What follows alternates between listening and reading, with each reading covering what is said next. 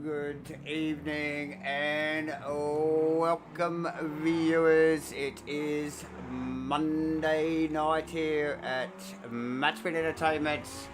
Monday night means LMU here in the 2026 Rain Light Racing LMU Series. Ladies and gentlemen, tonight we are here at Circuit of the Americas, COTA for short, for what I think is round 7. Yes, ladies and gentlemen, it is round 7 tonight on a Monday night with MATCHFIT Entertainment.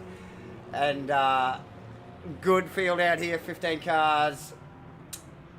The boys just starting to roll out in qualifying as we speak. A little bit overcast here today. Should be a cracker. Davo on the mics.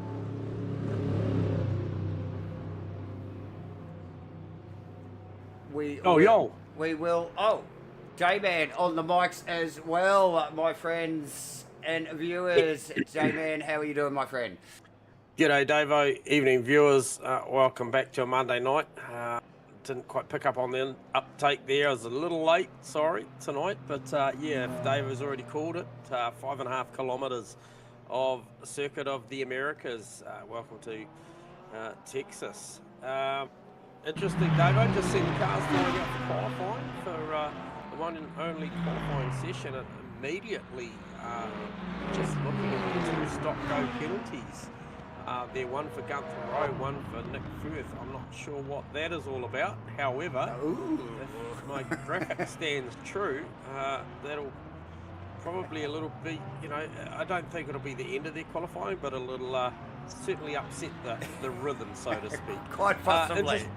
Interesting facts here for Circuit of the Americas. Obviously 20 turns here on, with this 5.5 kilometre circuit, but nearly 31 metre climb up to turn 1 from the start line. So 30.9 metres it climbs up to what they call Big Red. And look, Big Red was famously named after Red McCombs, who was a key investor in the circuit. Obviously, key parts of the racetrack, turns 3 to 6, the S's. Turn 11, another very, very important part of the racetrack to be able to stop that there. That's called the Bobby Pin, named after the COTA chairman, Bobby Epstein. So, really, really cool part of the racetrack is up through the S's, Dave. We're going to see just how good someone's car balance is out there tonight through that part of the racetrack. Yes. Yeah, very technical part of the circuit.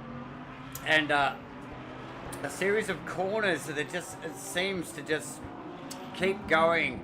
It was particularly difficult when you've either got the entry wrong, or you just don't quite have the car balance right, and that change of direction is so critical. There are about 4 or 5 changes of direction there, J-Man, as they sweep down through that section of the track. But yeah, just sent the pigeons out, Davo, and just going to grab a quick word from that. There's one of the 2 drivers that managed to cop a stop go at the start of this qualifying. So you got us on comms here, Nick Firth.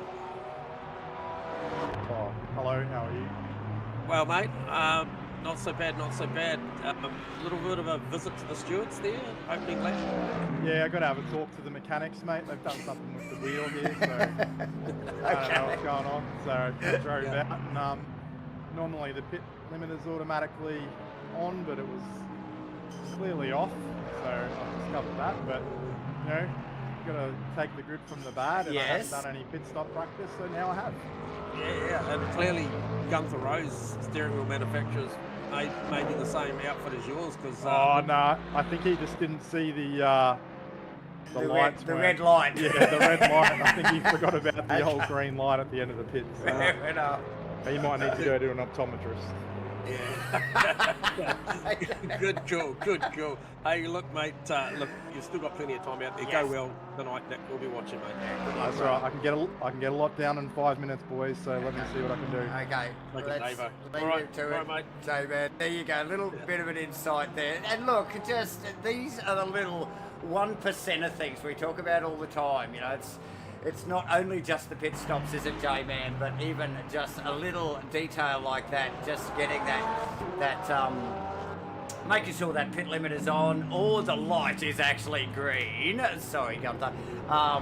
You know, just it can sort of probably rattle you a little bit as you run into qualifying, and then, you know, maybe might carry on throughout the evening. So yeah, look, it's critical to get this stuff right, isn't it, mate?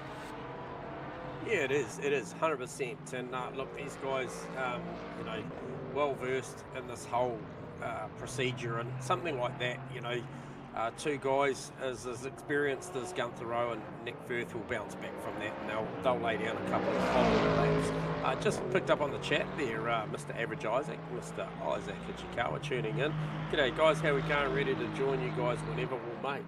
You know, no time like the present, buddy. If you've got the ability, come and join the lads, mate. Just don't eat the peanuts. Just jump on in. I've just got to see if I can find him here in the Discord. I can't even see him to drag him into the comms booth there. But yeah, very much welcome once again, Isaac Ichikawa. If we can get you some access into the booth here, that would be awesome. Absolutely. Just jump on down here somewhere, mate. If we see you, we'll drag you in. But this one will be an absolute banger. Get as close as you can. Get as close as you can to us, and we'll get you in here, bro. Yeah. Absolutely. Oh, I've got Okay, here we go, J-Man. Let's introduce once again Mr. Isaac Ichikawa to the comms booth. Welcome addition, J-Man, a couple of weeks ago, and once again here tonight. Welcome aboard, Isaac. You got your ears on, my friend. Hey guys, how you going? Excellent. Mate, welcome and back. so where's the call coming from tonight, Isaac? Oh, yes. Are you back in the land of the long white cloud, or are you somewhere abroad? Close enough to the land of the long white cloud. I'm in Brizzy tonight, so you know what we say about Australia and New Zealand. We're like brothers, so you know, close enough. Bris Vegas it is. Good stuff, mate. Hey, look, we just not sure if you got the pick up there, but both Gunther Rowe and Nick Firth having to trundle through pit lane in this qualifying session as Matty Clark goes to the top provisionally. But geez, that would upset you, wouldn't it, a little bit? Yeah, definitely, because then you've got, you know, when you go out of the pit box, you're pretty much ready to go. Your headspace is in, you know, I'll get the tyres in a working window, and then when you've got to come through to the stop and go or drive through, it's kind of can upset your headspace a little bit. So hopefully the boys can get back into a window where they can focus on what they need to do to get the job done tonight in qualifying. Yeah, Gunther Rowe bounced back, not too bad, P4. However, the times there really close between Maklos, Marnie, Gunther Rowe also. So those three there really trading over who's going to be the best of the rest to join. Maybe Matty Clark on the front row, because he's got a nice little 8/10 at the moment over the field. So we did see Gunther Rowe with a whole lot of pace at official practice tonight. Yes. So it'd be interesting to see how this one falls, but as I was going to mention, a lot of cloud cover. Yes. Isaac, what's your thoughts?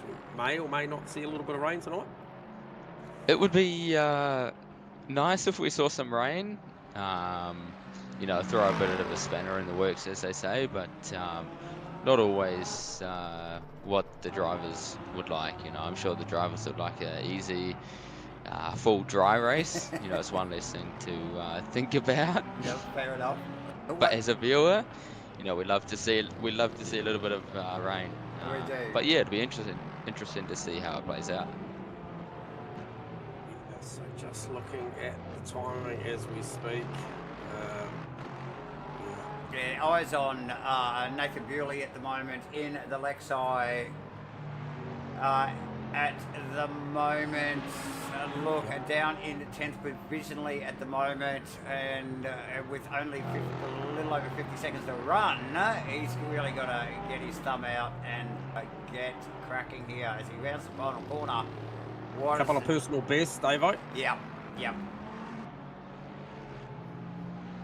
Okay, so sees himself in the mix there, guys, with an 8-0.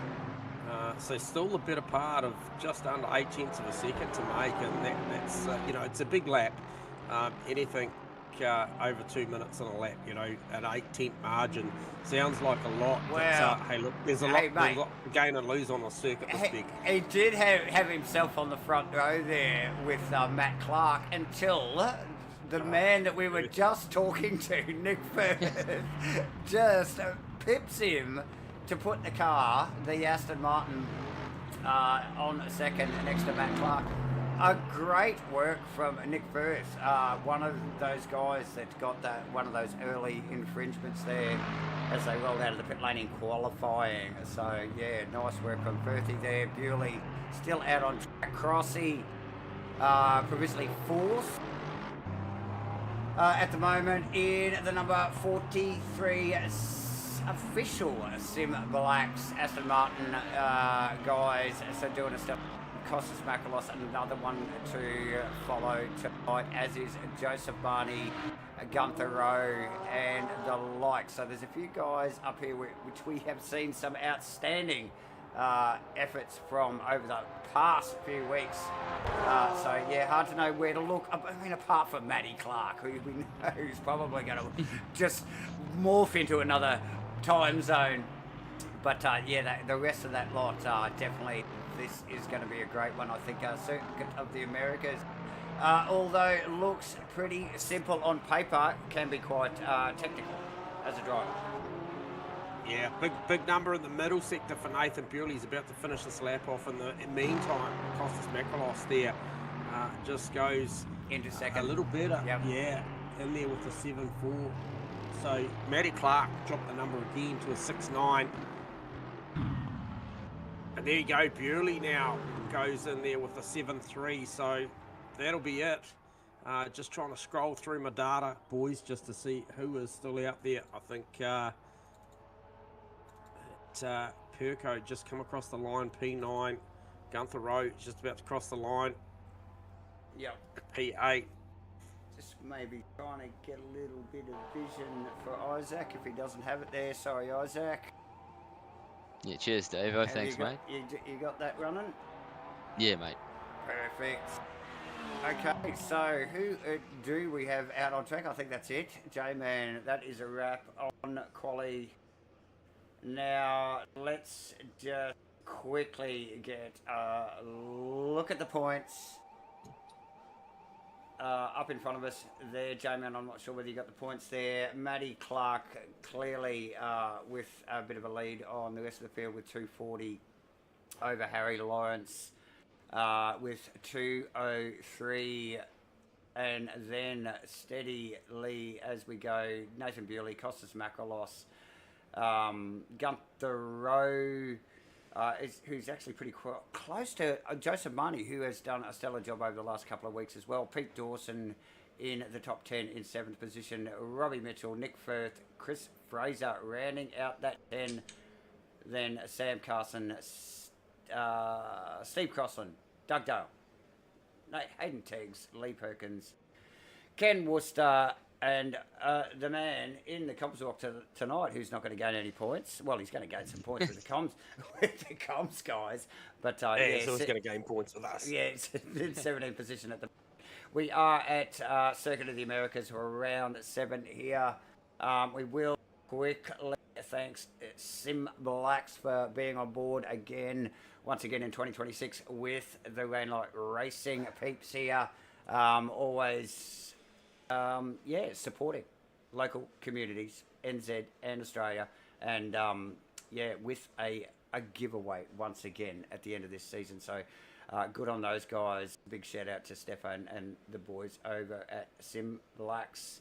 Ladies and gentlemen, quick little break here as the boys just reset themselves. What will be going through their heads here, guys? Yeah, well, Isaac's probably a candidate for that one. Isaac, fuel, energy. Yeah, a few things. You know, they depending on where they qualify, they might actually change up how much fuel they take or energy, VE or fuel. Check the tires, change the tires from qualifying set to race set, and then like we were discussing a couple of weeks back, you know, quick toilet break, settle the nerves. You know, get comfortable, because once you're in your sim rig, you know, you can't go anywhere. So full focus for the boys. Full focus, exactly. Yeah, nice. And with that, you know, just so for the viewers or anybody out there that doesn't partake in this platform, so yeah, that's a manual selection in between qualifying and race. Isaac, you do have to ensure that you've got your race tyres on. Yeah, generally, if you qualify, if then you don't go back into the setup tab in game and change the tires from qualifying set to race set, you generally will start then on your qualifying set, and your fuel will be what your fuel and VE you chose for the qualifying. If you understand what I'm saying there. So if you don't change your fuel and VE, you might only have 7 laps, which is what you may have set for qualifying. So it's very important that the guys change a couple of things before the race starts. So they're probably just making sure that what they may have practiced throughout the week as to how much fuel and VE that they need, they put into the car for the race. Yeah, definitely. And just picking up on one of the comments, I think from Teggles there, yes, 0 degrees on the track temps. I'm not sure whether that's a bug in the game. I'm also getting that on our data as well. But yes, that is on the data. These guys will be well focused, like you just alluded to, as the boys roll away here. 1 hour and 15 minutes of goodness on a Monday night with MATCHFIT Entertainment and the Rainlight Racing boys in LMU. Series 12 here, these guys. And we are at Circuit of the Americas. One thing be interesting here tonight, boys. Sorry, Davo, will be obviously out of 11 down to 12 will be the performance, the straight line performance, and I'm going to pick on the likes of Nathan Bewley tonight and Costas Makrolos to what these guys stack up like when they exit out of 11 and they go for that big run down to turn 12. There's, you know, a lot of engine required at that part of the racetrack. Absolutely. David, as these boys have got a green flag, and it is go, go, go with this first massive elevation change, like you mentioned there early in the details there, and we will get out of the in-car of, I think it is Gunther Rowe here, as these boys run up to 1, and tricky little... Bewley brave and does it round the outside of Matty Clark. Amazing That's a big stuff. move. Yeah, great move by Bewley there. Getting it done, using the big brakes on the taxi to get it done. Matty Clark in tow. Costas Makrolos sitting in 3rd. Nick Firth holding having firm. A big look on Firth, Davo. Gets hit by Gunther. And Marnie one to watch. Crossy, and then Worcester jumping in the Mustang, and hasn't he's in the box seat here. He's got a good view of what's going on in front of him here with Crossland and Marnie. Deep in 11. Much respect from all of the drivers there. There's a couple of very big stops there and some tight corners. All the boys navigating that nicely. So far, run down this huge back straight here. Nathan Bewley, early move on Matty Clark, getting it done. Here we go. There is Crossy past Marnie. So good clean start from all. And already Matty Clark's going over, under on Nathan Billy. Wants to get this done early. We've seen before. We'll watch Isaac, you'll be one to think about this as well. The energy burn. You know, we know how efficient Bewley can be. We know how inefficient the Aston at the hands of Matty Clark can be. And this isn't ideal for him. He's very much used to checking out at the front and making margin before the pit stop. So does he have to alternate his strategy here tonight? Yeah, it'll be very interesting to see what happens, J-Man. You know, just like you said, you know, Matt's full blast, you know, when he's driving the car. Whether or not he catches on or he tries to fuel save behind Bewley. I know, you know, as the race goes on, we'll definitely find out. As it stands, it looks like Bewley's still got more VE than Matty Clark. So yeah, keep your eyes on what happens up the front with these two, because I'm sure, you know, they're going to be glued together as the race goes on, as we both know. Yeah, look, yeah, we would expect so. 1% over one lap. That's you know, if that trends the same way. Obviously, we don't quite know what the starting numbers were, but 1% is what I'm reading out of one lap. 3.9 last lap for Nathan Wood, 4.7% for Matty Clark. That's a big number, guys. It's exactly, you know. exactly, and especially if you times that by, you know, let's just say 25 laps, Yep. or 22 laps on average. Yep. You know, that's a big margin. You know, we saw last week at Sebring with fuel saving and energy saving. Matt unfortunately got jumped by Lawrence, so you know, we know it can happen. So Yes. it'll be interesting to see how it plays out.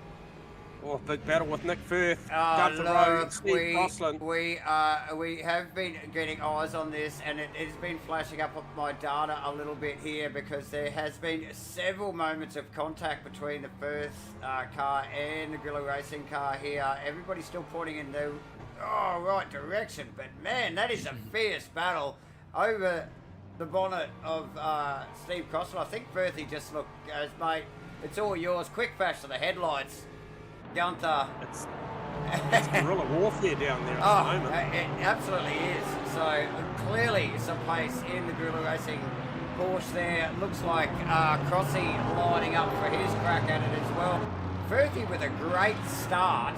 Quite often we see Firth does not start quite so quickly. That car definitely warms into the session a little bit, but yeah, he's definitely working hard for his position as we speak right now. Pete Dawson with some overlap there, guys, on Hayden Crossland as well. So big look up this 30.9 metre rise up into turn one. Gets it done. He does get it done. By Pete, making his way through the field as he does. You know, we were talking about Pete last weekend. He's a real gentleman racer, so I hope he goes well. Lee Perkins lets the rear go to town through the start of the S's and backs it into the wall. Keeps the rear wing on the Lamborghini, but straight back to pit lane and says maybe that's enough of that. Oh yeah, big off there, J-Man, and into the wall, and that is done and dusted for Lee Perkins now, and the race continues. Nathan Bewley leading the way over Matty Clark. That, just watch that space. The boys have been talking about it. The VE and the way these cars sort of warm into the session will be critical. Is the Costas Makalos Lamborghini in the background with a little bit of overlap. Actually, good stop from Makalos down the end of the straightaway there. A little bit of overlap on the Aston Martin, so under threat from Makalos. Something for probably to focus on other than Bewley out in front there. Gunther Rowe, after sneaking past Nick Firth, has made a reasonably healthy gap pretty quickly over the last lap and a half already. Firthy's got his hands full though with the likes of Steve Crossland and Joseph Marty in the background. We did call Ken Worcester right in amongst it as well, still holding down 8th position. Dawson in and Hayden Crossland in, rounding out the top 10. Yeah, so good battle here. And I just was watching Jose, and look, Porsche, I think maybe just it's not as good down the straights. Looks to be carrying a fair bit of aero, but really comfortable in the S's. Really needs to stay in the draft of Steve Crossland and Nick Firth right now, just to stay with these boys and play to that car's strong suits, which I believe is in this more flowy, tighter stuff. Yeah, definitely. They are now. Yep. Just worry about the Porsche's performance in a straight line, but you can just see him here starting to range back up on the boys at the back end of the S's here. The car does look good at change of direction time. Gets right back on these boys.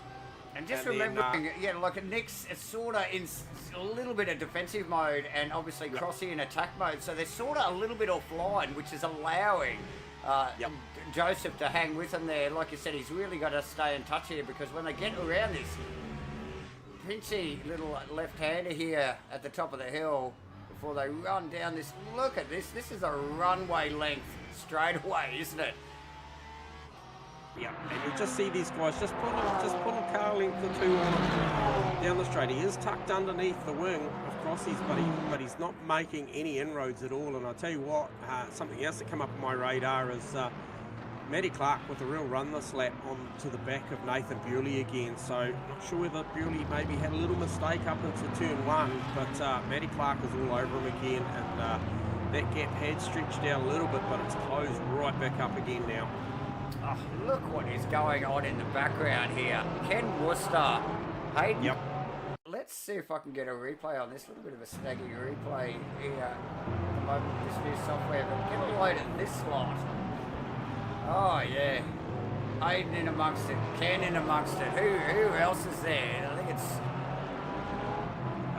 Fraser and Mitchell as well. Robbie Mitchell, they're all having a crack at it, J-Man, and that is not going away anytime soon. As we see Worcester back out in front over Hayden. Hayden ducking to the inside there, blocking the run of Fraser. What's going up? Maybe a move from Crossland on Firth. A big lunge down into one. If Firth can live on this outside line, we've seen it work down into the first of the S's, down into two here. Crossy's going to live on the outside. It's going to leave Firthy high and dry for this next phase. He's going to have to let it happen. Oh, Crossy with a big wiggle. Nick gets out of it. Has to cut across the track. That'll be an unwelcome track cut, that one. Yeah, look, really did have to take evasive action there though, J-Man. With a little wriggle from the 43 car. And look at your old mate Jose there. Isaac right in the wings, ready just to bounce. He's ready to rock. Yeah, Jose's always ready to go. Oh, here we go. Speaking of Jose, it looks like he's going to get the move possibly done on Firth, but Aston Martin, as we've seen earlier, it's very quick down the straights, so hopefully Jose can just tuck in behind Firth and just wait for a possible mistake from Firthy, which we don't see very often, but with pressure from behind, you never know what could happen. Look, so keep an eye on Jose and Firth, eh? Oh, definitely. And Firth covered all the way down the straight there. Like, he was sat mid-track all the way down the straight where he literally gave Jose nowhere to go. So, yeah, look, the mind games. Mind games always. Already, always. yes. And speaking of Jose and Clark, actually, they did the Sebring 4-hour and they won their split. So just a quick shout out to nice. Matty Clark and Jose. So well done, boys. Great pairing. Hell yes. Very quick driver and Matty, and then super safe pair of hands and Jose. His performances of late have been exceptional. Obviously, we did have the luxury of interviewing him because we knew that podium was coming. So and he's right in the hunt at the moment. Just looking at the energy, Nathan Bewley's doing a great job. He's just dropped down 80% there, but he was probably one of the last to do so. So that car looks efficient at the front. It does, and under plenty of pressure, as we saw Clark with a little bit of overlap running up into one there. So, yeah, working hard.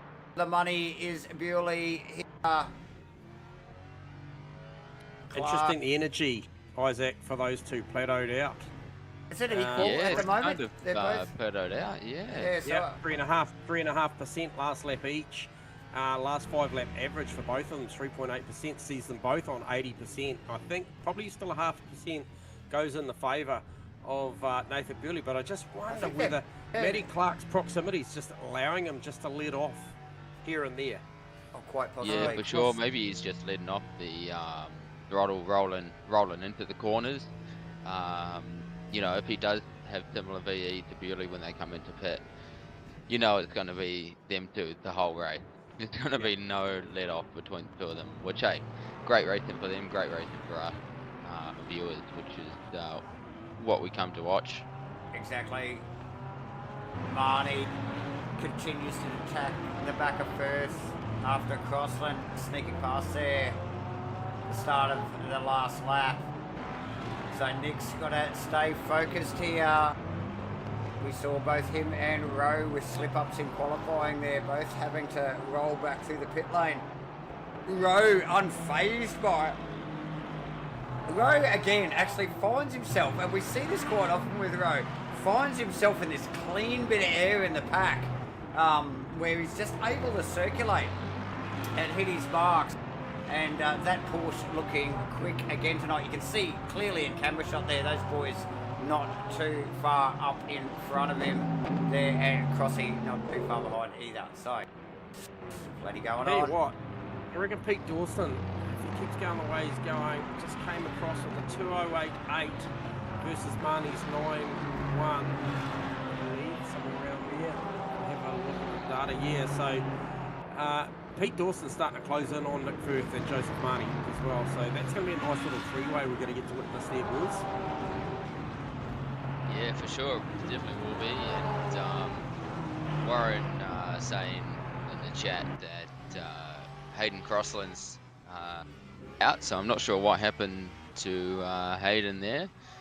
Whether he spun on his own or had contact with another car. It'll be interesting to see what happens there.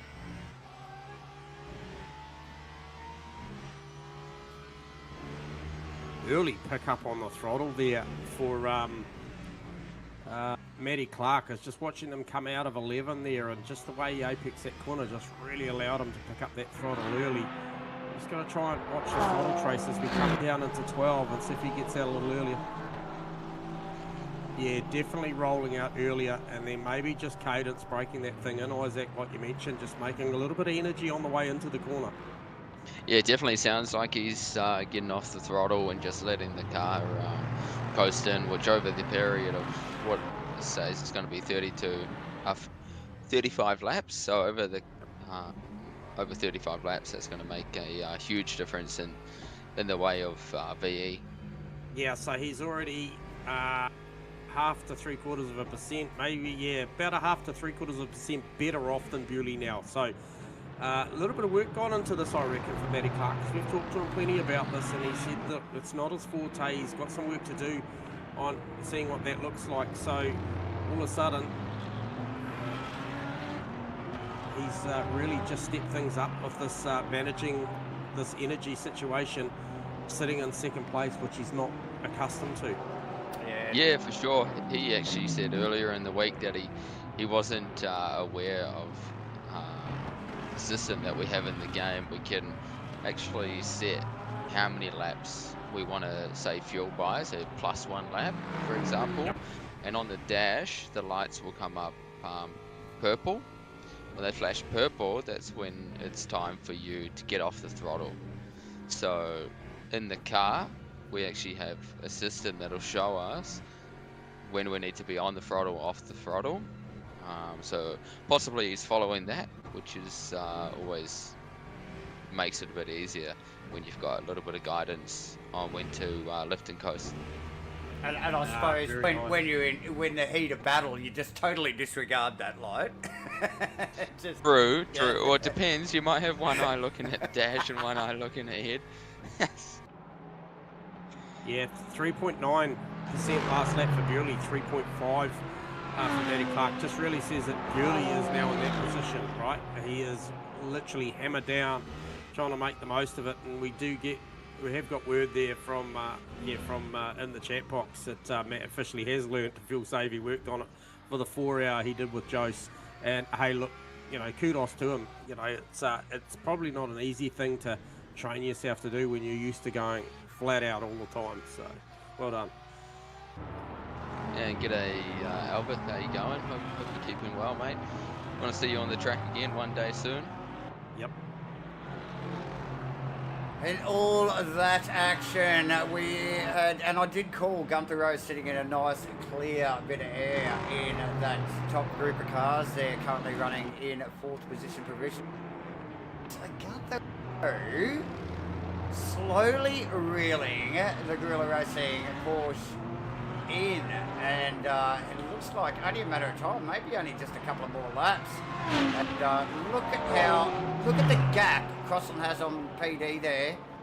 PD moved forward too, mate. He's actually come past. Let's see if we can pick that up. Firth and Marnie. Yep. A little bit of a snuggie. Just bear with us. There you go. Here we go. Here is what happened to Nick Firth there. So Nick Firth. Oh, here we go. It's a tag with Marnie there. So Marnie pulls over to redress with Firth. Just picking that up on the replay there, and it allows. So PD passed both of them there, J-Man. Yep. So right place, right time. Unfortunate, obviously, for Marnie and Firth. That hence the gap between Crossland and the rest of the field. Crossy, though, that does not change his progress. The forward momentum that he's got in that Aston Martin, and again, even closer to the Porsche as they run on this back straight here. And we've been talking about the straight line speed of some of the cars over the Porsche. And again, Gunther, we're well aware of that. And be having a close eye on the mirrors and the data to watch Crossy gain. Oh, damn, that thing's got under brakes as well in the Aston Martin. Steve Crossland, famous Crossy. J-Man, look at how close he is now.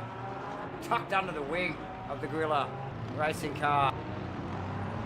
Yeah, I didn't catch the mile an hour from Steve Crossland, but I know it was 2:54 for Costas Makrolos and around about 2:48 for Gunther Rose. So I didn't quite catch the top speed of the Aston, but there's certainly a little bit on the table there for Costas if it comes down to a drag race between 11 and 12 or up the front straight. I think he'll be okay. Yeah, that's right, Joe, man. And if there's one person who knows how to defend, it's definitely Gunther. So he will not make this easy for Crotty. That's for sure. No love lost. No, that's right. And these guys, good mates. But the good mate sort of thing just sort of goes out the window when the green flag drops, doesn't it? There's still respect there, but we're racing here. Come on. So Exactly. That's right.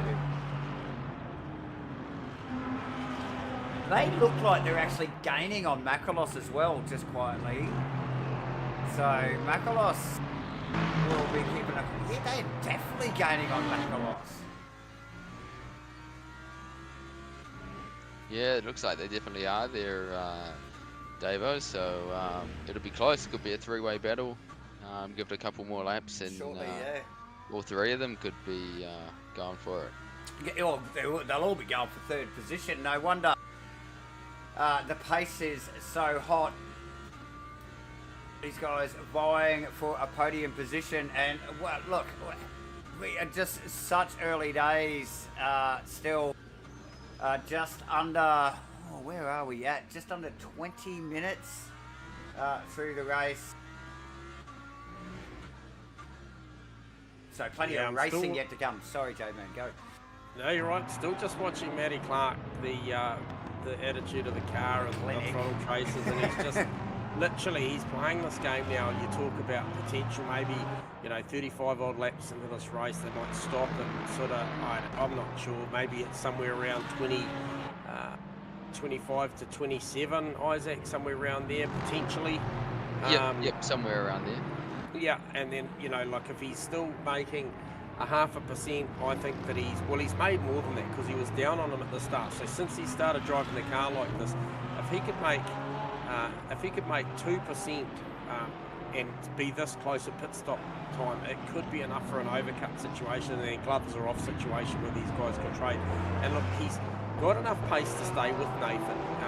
I just don't know that he's got enough for a 50-50 anywhere in Matty Clark. I don't think it's the 50-50 passes. He's literally, if it's on, it's on. If it's not, he'll just roll out of it. So this is a fascinating battle that we haven't got to see for a little while. We saw Harry Lawrence the other week do a clinic job on energy saving in an overcut situation, but this is it. This is live. This is real, and these boys are trading. And you know, as fast as they are going, and believe you me, these guys are running in the low 8s. There'll be some calculations going. Bewley will be wondering what he's got to do here to try and get that energy back. Clarkey be probably pretty happy to sit here at the moment. Yeah, definitely he will be happy to sit under the wing of Bewley. It's a lot easier to fuel save, obviously, when you're behind someone, because you get the slipstream down the straight. Yep. And obviously with Bewley out the front, there's no tow or nothing, so he'll be suffering. Yep. Just saw it right there, Isaac. 3/4 throttle at 3/4 straight, and then rolled out well early. So he is definitely making energy. Just flicked over to 60%, so it'll be interesting how long it takes before we see Bewley's car. There you go, 59. So he's almost made 1% energy. It's close still though, isn't it, J-Man? Yeah, hey, look, 1%. You know, it's still worth something. Yeah, we talk about, you know, if they're talking about 3 or 4%, it's massive. That's a big net gain in the pit stops. We've seen it before. Exactly, it's huge win in terms of seconds. See you, Wally. Have a good night, mate. Cheers for the watch. Catch you next time. Yeah, so fascinating battle.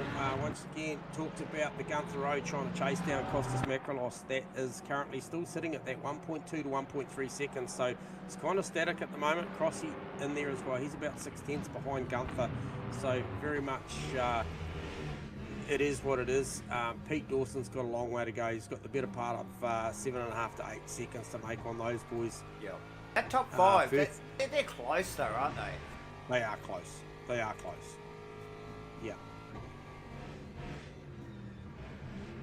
Yeah, look, we are well into this race here, 25 minutes on into this race, and all run wide there from Bewley's going to give an opportunity for Matty Clark just to pressure him as they exit out of turn 9 through the kink at 10, and he is right on him. This could be an opportunity. He could slip it down the inside and say, hey, look, I'll take this. And Bewley might give it up and say, hey, look, you've cost me enough energy. I'm just going to do a little bit of the same back. Yeah, exactly. I was thinking that J-Man, that he'll probably just switch roles pretty much and looks like stick behind. Looks like he's actually attached a tow rope. How close are these two as they run down the back straight there? Doesn't get much closer than that. Each other love tap there. Yeah. So close stuff. And so just that alone was a massive net gain to Costas Makrolos. You can see in the shot there, he is right there. He's literally that margin now, 1.6 seconds from the back of Bewley, 2.2 off the race lead. So, and obviously we mentioned how close Gunther is. He's 1.1. He's actually got that down to a second now. So he gained a couple of tenths that lap. Crossland's going with him as well. Crossland now only 4 seconds off the lead of this race. Yeah. Yeah, that's impressive. So yeah, he's currently running in 5th. Crossland, 4 seconds is not a lot, is it? And the competition's hot up the point again. Makrolos, he's the meat in that sandwich. He's currently running in 3rd position. He will be watching his back as much as he's watching what's going on up in front there. Because plenty of talent trying to chase him down at the moment in Gunther Rowe and Steve Crossland. So as we just see, it looks like Gunther might have gapped. Crossing there. Maybe a little bit of mistake from Crossland there. The end of the last lap. Had to reset the throttle, Davo, on the exit of turn 20 at a stage where everybody in front of him was probably picking up the right pedal. He actually was about to run wide and get a track cut, so he just lifted the throttle, stayed inside the confines of the track, and I tell you what, it doesn't sound like a big mistake, but it was enough for those boys in that acceleration zone just to pull away from him. So it takes the smallest mistake when these guys are racing this close just to open the gap up. Yeah, exactly. Any net margin that we can gain on track there, J-Man, is a welcome advantage, whether it's a little bit of a mistake here and there. It actually can give you quite a good net gain, which is always nice if you've got some pressure from behind. Yeah, absolutely. It's something we picked up on at the top end of the broadcast, boys, was this temperature thing, and it has stabilised. Air condition is 24 degrees with a, hang on, it's saying track is only 12 degrees. However, it just makes me wonder about tyre pressures, starting pressures, you know, who did what. And why I sort of looked into that was because Chris Fraser, personal best on the last lap of 2:09.1, starting to make good inroads into the back of Joseph Marnie and Nick Firth. So I'm just wondering whether it just took a bit for those tyres to cycle up. So if we lost Bewley, is Bewley in the pits? Yeah, it looks like Bewley's in the pits. Bewley And literally parked in the pits. So Maybe we have to get Bewley on the comms and see what's happened, whether it's a computer issue or crash, because we didn't catch anything on the broadcast, so it'll be interesting. No, well, we'll grab Nathan down here, and it's a bit of a somber moment when we got to do this, but you got us on comms, Nathan? Hey, fellas. Hey, mate, condolences. Not sure what happened out there, mate. You're in a fantastic bottle. Can you shed a little bit of light for the viewers? I think I've just crashed. Yeah, car's in the pits, mate. Well, disconnected, it's one of them, yeah. Oh, mate, it was going alright, you know, the race. I mean, the temperature's diabolical. Like, I mean, I struggled to get the tyres to temp.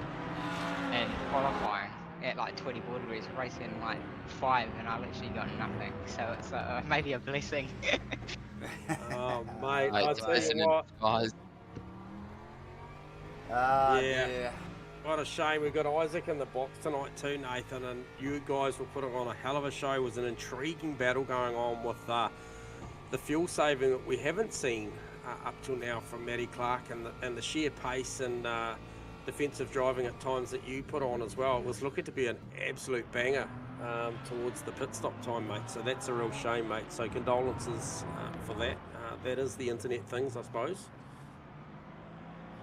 Yeah, I was gonna say, because I don't think I've ever had like a disconnect and all that, you know. So hey, it's a first. And yeah, the race was going alright. I mean, like I said, I struggled with the tyres. Like they literally, I think, like literally 2 laps before it crashed. It was like I was literally only at like 59 degrees. It was my hottest tyre. Yeah. I think like 70 is when they start to get into the working range. So I had like nothing. So it probably looked like I was defending, but I was literally hanging on for dear life. Nonetheless, mate, it looked good from up here. I think you had the boys and myself entertained big time, because it was looking like a real arm wrestle. So no doubt that the other drivers around there are dealing with the same situation. We just mentioned about maybe somebody took a swing at some tyre pressures. I know, I think the boys start these things pretty low anyway, so I'm not sure where you get to go from there. But hey, look, nonetheless, mate, yeah, that's a shame, man, and we really feel for you. And maybe you could just, I'm not sure whether you're going to try and jump back in, Nathan, or whether you're going to sit this one out and have a watch. Yeah, I possibly might. I just don't know, like, once you've like disconnected from the server, I don't know if you can actually like get back in. Give it a crack, mate. Yeah, It's give it the only way to find out. a nudge, Nathan. And hey, look, mate, on not so good circumstances, thanks for the chat. No problem, boys. It happens. Yeah. So there you go. That is Nathan Bewley. That is a real shame, lads, because we were being treated to a real performance from those two boys up the front. Yeah, for sure, and it gives Matty Clark a little bit of breathing room. Costas is still, what's that, 1.2 behind Matty Clark, so anything can go there. But yeah, it's unfortunate for Bewley.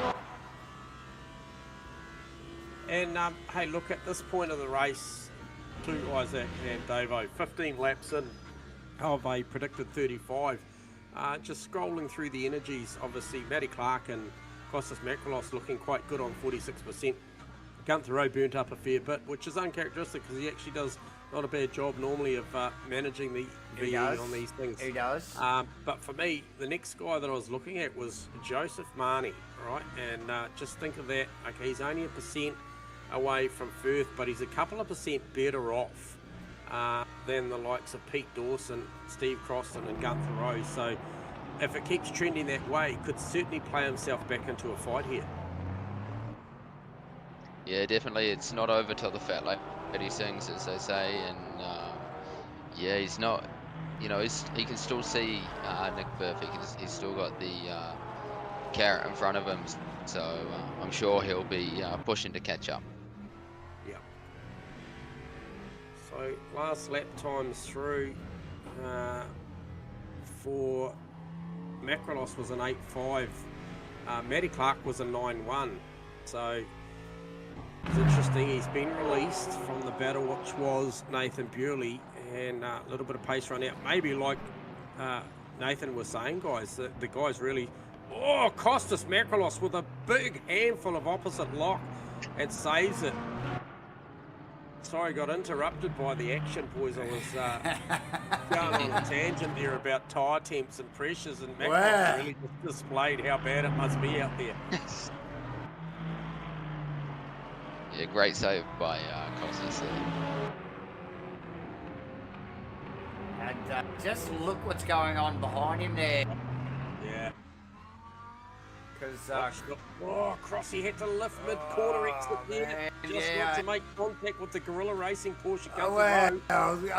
Gunther was making it pretty bloody wide, Joe. So no surprise.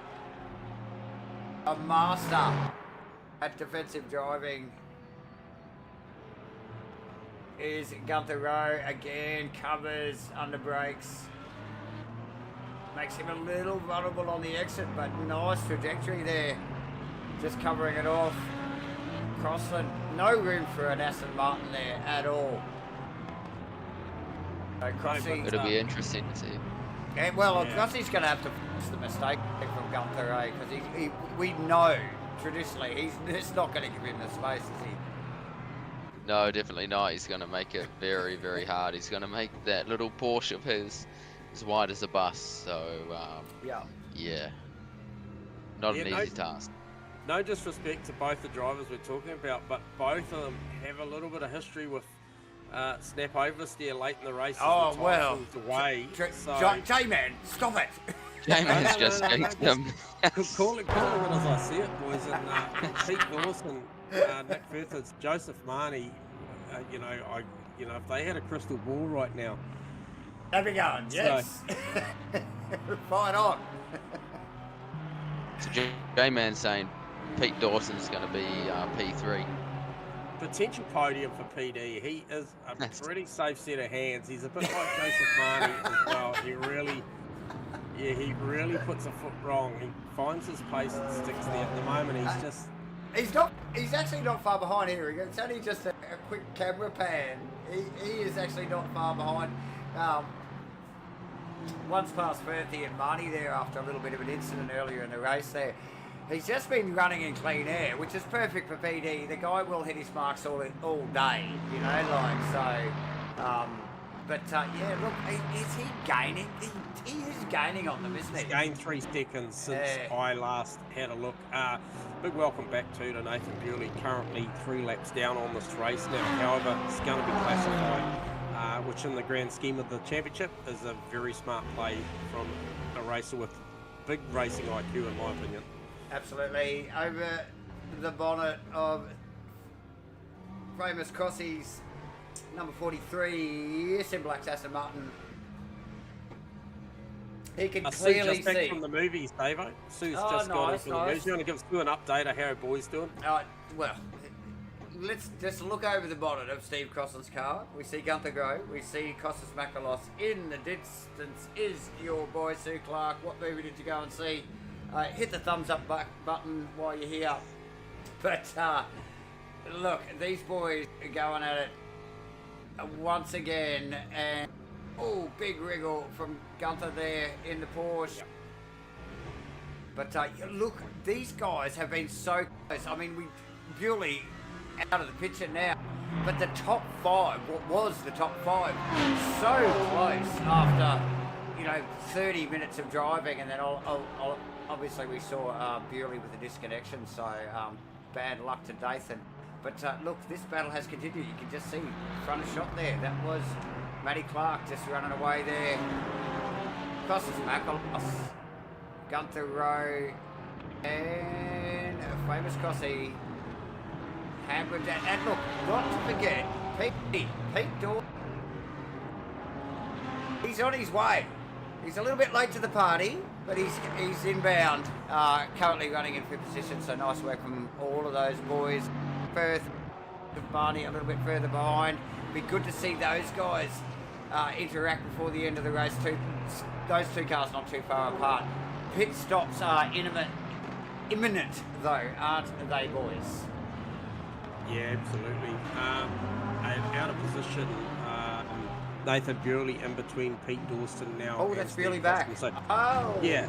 So Bewley is back. Cool. Nice little carrot though for PD, just to maybe keep that proximity and the visuals going on with that Lexus in front, just to help him. And he just does that just down under 10 seconds, so still trending in the right direction. Very nice, and we all will applaud Nathan Bewley for jumping back into the server and continuing on. J-Man, we love it when these guys, even, with stuff like that happening to them, unforeseen issues, these guys just jump back on, like they're here to have some fun and get back in and have a wrestle, have a skid and enjoy the night. Definitely easy to just hang up the helmet. It can be. 6% difference on Matty Clark to Gunther Rowe and around about 5% on Matt Kralos. Says that come pit stops, Gunther Rowe could be in a spot of trouble compared to the front two.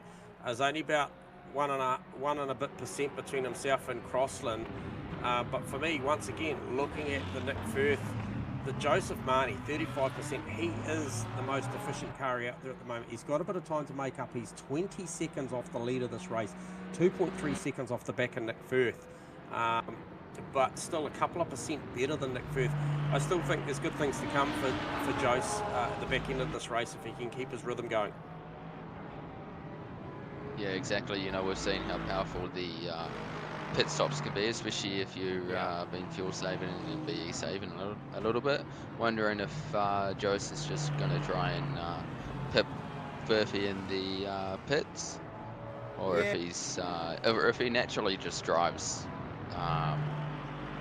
not more cautiously, but a little bit more off throttle, and then and to make it work. Saving. Yeah. BE, yeah. Either way, I mean, it's just like the cars are close. We saw them battling pretty fiercely earlier in the race, and I mean, this is the time where we start to try and make these calculations and go, well, okay, what's it going to look like after a quick pit stop? And we are soon going to find out. What are you thinking? Where are we? Lap 19, viewers. So Sue just saying in the chat that Jose is learning to fuel save, so maybe he's just taking this as a not a practice run, but he's just taking what he's learned from the weekend and putting it into a rain light racing race, which is good to see. Yeah, absolutely. And we heard similar comments about Matt's fuel saving practice as well, didn't we, earlier in the broadcast, in the chat box earlier in the broadcast as well. So yeah, a couple of boys out there maybe changing their style up a little bit, or their, the way they're racing these cars here tonight at Rain Light Racing to suit the conditions. Awesome stuff. Where are we time-wise? We are lap 19, just about to run across the line. It is a little over 33 minutes to run. So, what are we going to expect this pit stop? Next couple of laps? Yeah. Yeah, no, we're in between 7, I would say. Yep. 20 to 27. Yep. Yeah, and I can't help but think now, obviously, at the expense, obviously, of Burley's disconnect there. What a pivotal moment in the championship this could be.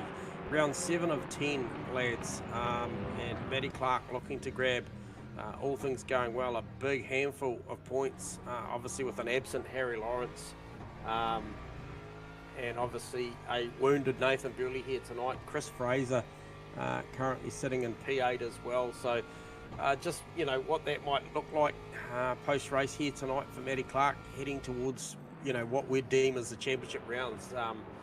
This one could be a big turning point in the championship for what's been a real battle throughout these first 6 rounds leading into this one.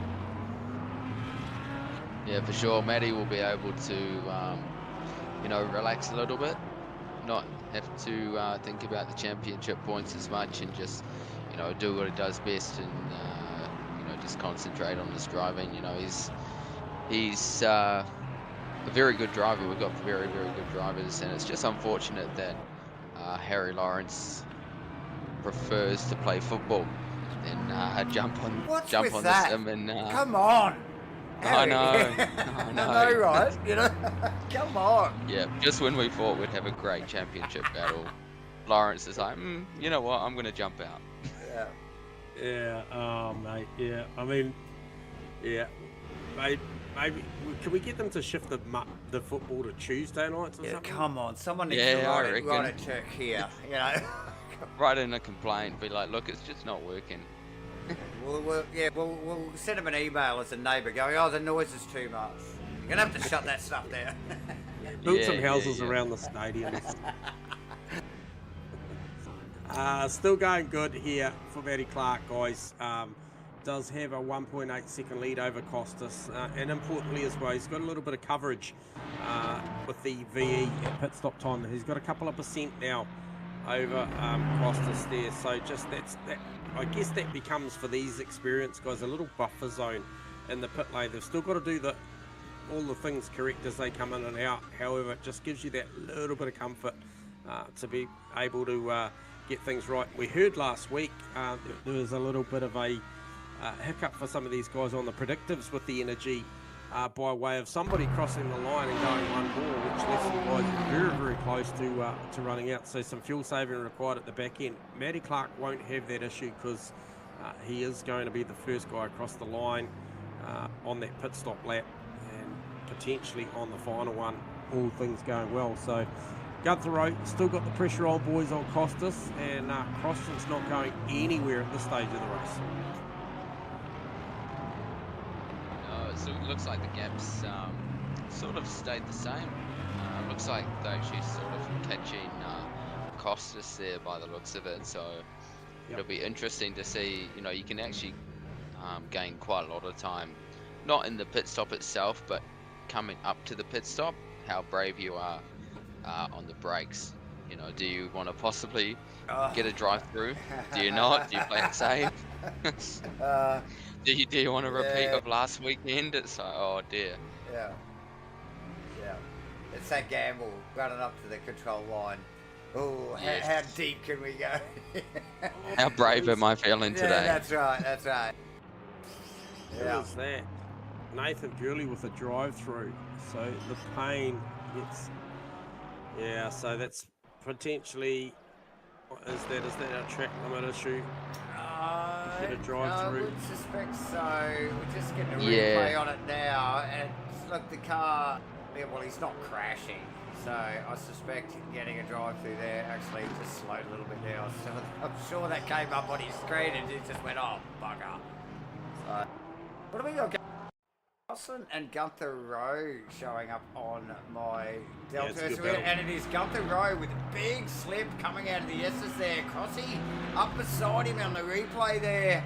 And Crossy still with overlap. Damn, that was close. We'll just let that replay continue for a little bit longer. So great battle. The crack starting to appear.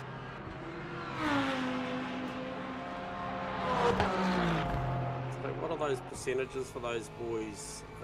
Crosland 17, Gunther Rowe 15. So that's just dropped to 16 for Crosland. I'm just watching the numbers there. So both on relative. Crosland 3.5% last lap, 3.9 for Gunther Rowe. Both on a 3.8% average. The good average out there still once again is Jose out there with a 3.4% 5-lap average. That thing, he is driving that to a number, that car. He's got a plan, I think, has Jose tonight. He'll be picking the milestones, and I reckon he's got potentially a scalp here of Nick Firth. What is the margin? Okay, they are basically 4.2 seconds difference, I think, on corrected order, 4 to 4.2. So that might be tight because he's only a couple of percent better off. Hang on, what is he? He's 4% better off. So I would say he's in. He is definitely in the threshold there to be able to. And what's the gap there actually between those two? Just trying to look at that on my 4.2, 4.1. 4.1. Okay, and 4% in the VE difference as well. So Isaac could probably give us a clearer picture on that, but I think based on history, I think that'd be enough to overcut him.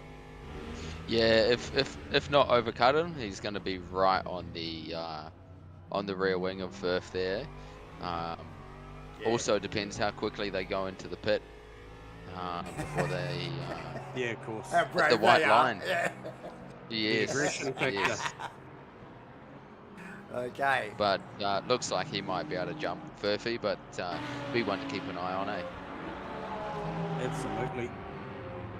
Ken Worcester doing a good job out there, currently P10, circulating in the Mustang, and he has got a best of a 210.7. So last lap round was a 210.9, so he is certainly staying inside his predicted pace at the moment, so not a lot of fall off.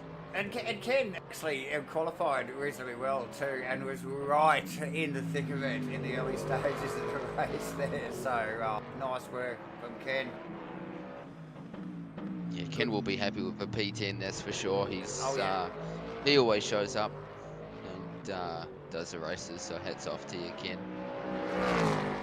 I reckon Crossy can sniff a podium here, boys. Got a couple of percent better off than Gunther Rowe, and he's right on him. Yeah, look at Crossy. Oh God, J-Man, I don't want to talk about it too much. Don't jinx it. Hang on, like, I'm going to talk about it, but I'm not going to put him on camera, right? I've got him on camera, mate. Crossy. Here he goes. Oh, straight in the lane, no. aggressive in. Come Oh, on, it Crossy. looked clean. Oh, and he gets it down Well speed. done. That was efficient. That was very, very well done. You talk Great about job, that, yeah. Isaac. You talk about, you know, the accuracy on the way in. Obviously, the way out's probably a lot easier than the entry, but it's going to be interesting. And that can shave off a couple, like a second or two, depending on how, safe you are going into the pit lane. But yeah, as we saw there, great stop or entry into the pit lane. That was brave, as we're just picking up on the replay there, guys. Yeah. And Crossy now rolling out in the official Sim Blacks, number 43, Aston Martin. Famous Crossy at the wheel. Look, and we were just going to start discussing, where the Gunther Rowe Steve Crossland battle was going to land. And there he is into the pit lane. Crossy has looked very solid. The Aston does quite often look like it's trying to kill him. Not so much tonight. Looking extremely fast. Gunther looking very quick as well. But both you and I, J-Man, know the cracks can appear towards the end of the race with both of these guys. So it'll be interesting to see how they land. Okay, we're going to take the cameras off famous Crossy, just quickly. We're going to give Gunther Rowe equal airtime.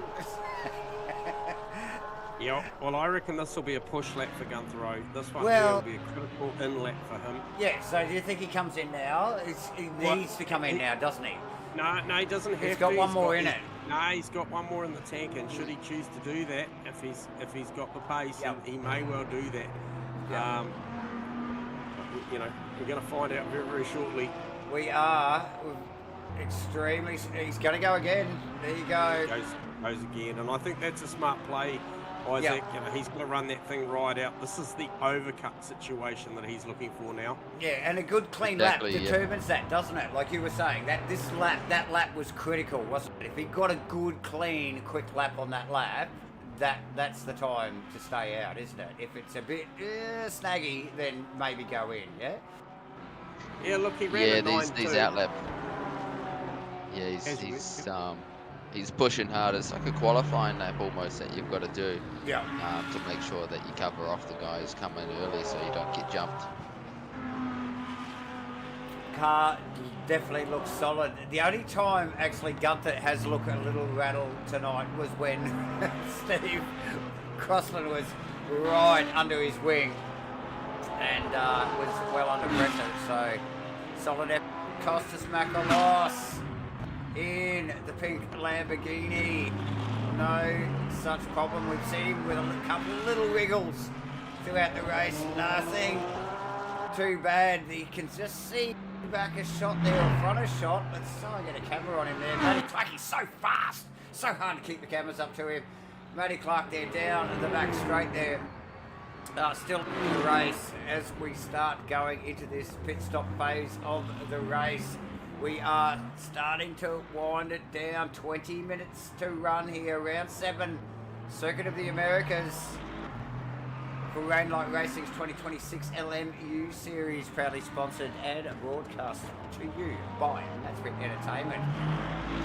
Davo, J-Man, and once again tonight, Isaac Itakama. Thanks for being on board once again, Isaac. Awesome stuff. Of course, guys, thanks for having me in the hot seat again with you boys. I really do appreciate it. It's great to be up here. Great insight of what you guys do behind the scenes. You know, it's not as easy as just chucking on the broadcast and away you go. So take my hat off to you guys. Mate, it's a lot of fun, and it's always a pleasure to have you on board, mates. And you know, there's probably none better than yourself. You know, very much a up to date, a current driver. So your understanding and appreciation of what these boys are doing is amazing. Well, wealth of knowledge. Yeah, absolutely. Gunther O in the lane, boys. It- Sorry, I did Yes. pick up on that. Yep. Yeah, so Gunther O in the lane there, as is Nick Firth just sneaking in there as well. Who else we got? Somebody else just jumped in there. I think that would Marnie too, covering off. Yep, so here comes Crossland out of turn 20, up the front straight. Gunther O still not even off the pit limiter yet. Here comes Crossy. I reckon this will be close. Crossy through, no problem. Sweeps across the nose, gets it done down into turn 1. That is a net gain through pit stops there, boys. Yeah, great job by Crossy. Hopefully, for viewers' sake, Gunther can put some pressure on Crossy and get a good battle towards the end of the race. 20 minutes to go, so anything can happen. So these pit stops, just to just make a little bit of clarity for us and the viewers at home, purely just going in for fuel on those stops. Isaac, no tyres required? Yeah, no tyres required, just fuel. Generally with an hour 15, hour 30 race, your tyres are okay. It's about after the 2 hour 15 when you'll be thinking about changing your tyres, but Wow, an hour 15. That's a long Nothing. stint, isn't it? It's. I mean, they are LMU cars. So it's just. But yeah, a couple of hours, you reckon, on a tyre on a track like this? Yep. Yep.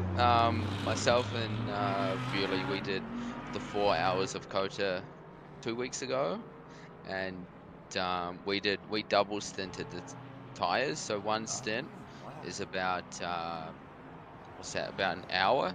So we did about 2 hours on the tyres and had no issue. Yeah, nice. Just to pick up too, boys, Matty Clark had the energy, come across the line with 7% or thereabouts, across the line for one more lap. Interesting to see Costas Makrolos decided to follow with 4%, knowing that they are burning 3.5% a lap. So that is taking it down to the wire for Costas. He wants to stop on the same lap as Matty Clark. Yeah, absolutely. Marnie also unstopped, but with, you know, like a reasonably healthy 6.7 or something, I might. Yeah, PD just rolling out of the pit lane, J-Man, after a quick pit stop, which had him in third there, I think, for momentarily. But yes, is the pit stop start to equalise. It's going to be close. There's a couple of battles going on here, and until these pit stops are done and dusted, we will not get a clear look at the way this is going to pan out. Even Matt Clark, Joseph Marnie is the one for me. He is definitely one to watch, J-Man. He looks like he's got another 2 damn laps in him, right? So awesome work, but I mean, Matthew, we would expect not to be threatened by Costas without a mistake. Literally, we'd have to speed across the control line or not line up on the blocks there in pit lane. But Costas to Gunther Rowe and Crossan, however, is definitely one to watch still, yes? Yep. Good conservative entry there for Matty. Needs to arrest the speed and does a good job of that. Costas maybe made a little gain there, slightly quicker on the entry. Small gain. So, yeah, Matty. How brave do they want to be with the energy here? Looking over the rear wing of Costas Makrolos, Matt Clark away. Costas already got the engine revved up. He's like, I gotta get out of here. I'll get this thing off the jacks, guys. He revs it up. Net gain there to Matty, 31% put on board, and slightly, probably a little bit more efficient as well. So obviously less to put on. But Joseph Marnie decided to stay out. So he leads the race. Like I said, he had another couple of laps up his sleeve at least. He's got 3 points, just under 3% left on my data. VE would definitely come in at the end of this lap, I suspect. But nice work. Yeah, definitely. He won't be able to go another lap, but great work by Jose, just showing how well he's been able to fuel save, going 1 lap extra than the rest of the field. Yeah, and so the fight with Joseph is not obviously the Matt Clarks and the Costas Makrolos, the Steve Crossland and Gunther Rose behind him. It's the Nick Firth that he's racing here, isn't it? So that is the one to watch. Yeah, and expect them to be somewhere like, I think PD's probably just a step too far. Maybe, he's held that similar 10 odd seconds, 11 seconds back to what was Steve Crossan before the pit stop, since now Gunther Rowe ahead of him due to that change there. But I really feel like this is, Joseph's probably looking to try and slot in there between PD and Nick Firth. But I agree with Isaac, I think it is going to be incredibly tight. Definitely. Oh, look, I mean, without a mistake, I think PD's sort of locked in his position personally. I think he's just in that gap, so.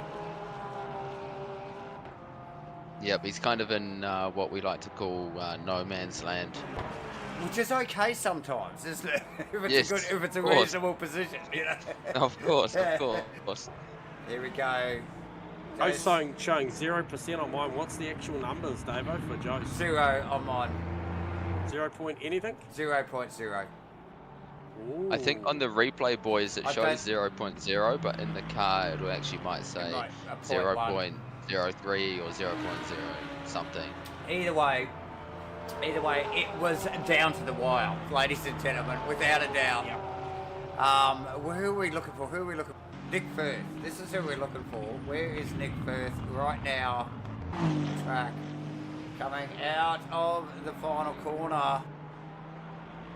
And across the line. Goes away. Trundling down. He had a fairly late. So Firthy well through. Well through. Okay, there you go.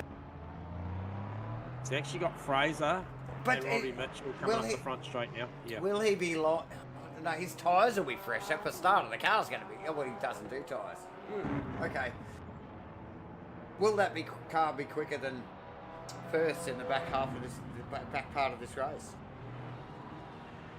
Look, I think Firth had a slight edge on pace. I think Jose was probably looking for the strategy play here, and everything that himself and Matty had learnt in the weekend at Sebring is probably, you know, what we saw come to fruition there, and he drove a very measured first stint, and I just think maybe Firthy might have a little bit much pace on board. Firthy last lap round was a 9.5. We won't get a read. Jose's last recorded lap was a 10.5. And then obviously he's got to cycle this car up as well. So I tell you what is a net gain is Matty Clark came in 1.8 seconds ahead of Costas Makrolos. Post pit stops that's now looking a lot like 3.4, 3.5 seconds. So good transit through the pit lane for Matty Clark. Yeah, I think maybe by about 2%, Sue. Just read that comment. Yeah, great job by Matty Clark. He's leading the way, and Costa's still not too far behind. You know, all it takes is a little mistake, running wide or anything like that in the back of the game. But as we see here, with the row going around the outside of crossing, obviously closing the door. These two. Great racing. Yeah. God, it's about now when you cross, you think, you know, I'm glad this thing's got a big V8 underneath it. Yeah, exactly. And look at him, ducking and weaving side to side. Guys, he's going, oh, we covered. We're okay, you cover, I'll cover. Okay. Which way are we going? Left, Which right? way are we going? Left, right? So good fun. These guys, like we mentioned earlier, great mates. Yeah, that's right. Great mates, but as soon as you get on track, wouldn't like to say the friendship's done, but you know. Oh no. The what's the saying? The BS stops once you're on track, and it's all go. That's it. So both fierce competitors, and look, obviously, we're here, sim racing, very competitive boys here, both of them. Gunther trying to keep that thing tucked well up underneath the wing of Cross there. He knows he needs to keep that Porsche close to the Aston.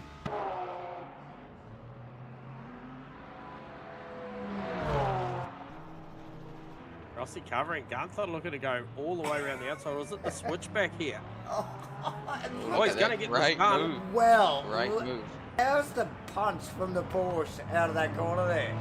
It just literally cleared the Aston before that. That's a very short little section of straightaway there to get that done. So nice work from Gunther. These boys will be having so much fun. I can imagine the grin on their face. Yeah. And the stakes are high, boys. This is a podium. This is a podium on the cards here. So Gunther looking to try and stretch this right now, and he's going to need every bit that he can make through the twisty stuff, because that Aston has got some serious boogie in the straight line. So it's not over yet. No.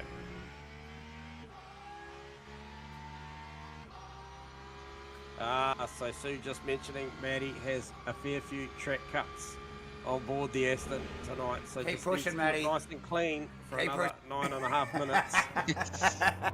Come on. We want the fastest lap before the end of the race, Matty. Come on. Nice work. Thanks for the update, Sue. These guys going at it. Gunther Rowe, Steve Crossland. This is for third position. Mind you, this is the minor placings on the podium here. So hence the intensity in this battle right now. Costas Makrolos just enough space between him and what is going on behind him. I'm sure he'd like to be a little bit closer to Matty Clark, but you know, can't get everything. But definitely got a little bit of on Gunther, so, and Gunther and Steve Crossland. Headlights ablaze from both of these boys, so they are going. Pete Dawson currently holding down 5th position in no man's land. Nick Firth pipping, well, pretty much just extending his lead, not pipping Joseph in at the pit stop, but just extending his lead that little bit more. I think it's just sheer outright pace from Nick Firth in the Aston Martin here tonight over Joseph. Both with great pit stops. Chris Fraser, 8th position. Robbie Mitchell in 9th. Another Porsche. So Chris, Robbie, Kenneth Worcester in the one and only Mustang out here on the track tonight and doing a stellar job in a freaking awesome looking car. Nice work, Ken. Ken Dugdale as in another Porsche as well. So what have we got going on? Oh, Jose with a big handful. He's pushing. He's pushing. Yeah.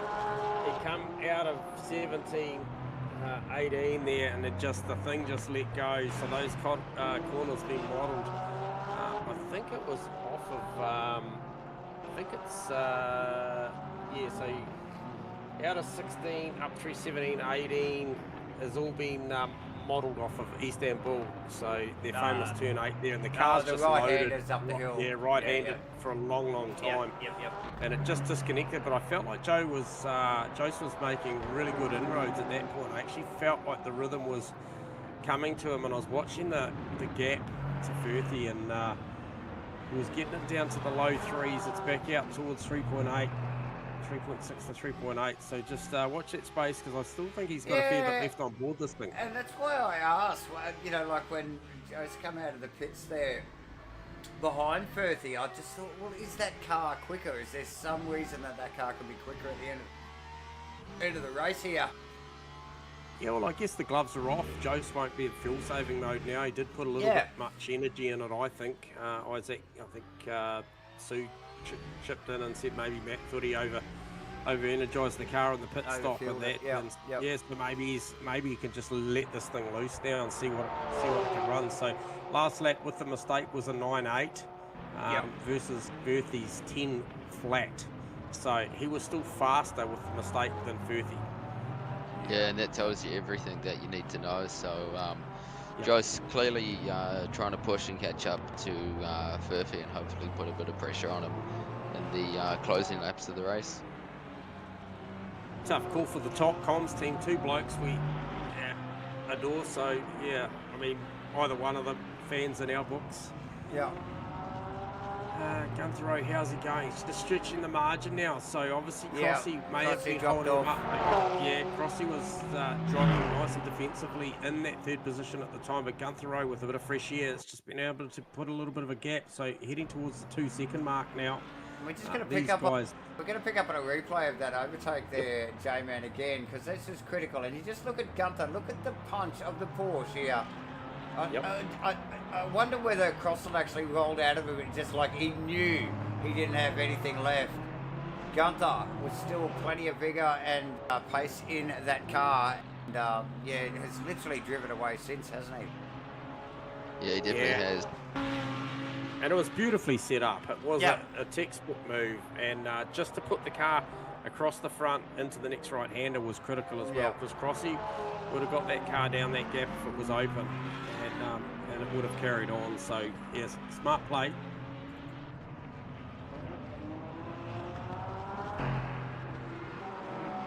So Jose, we talked about it.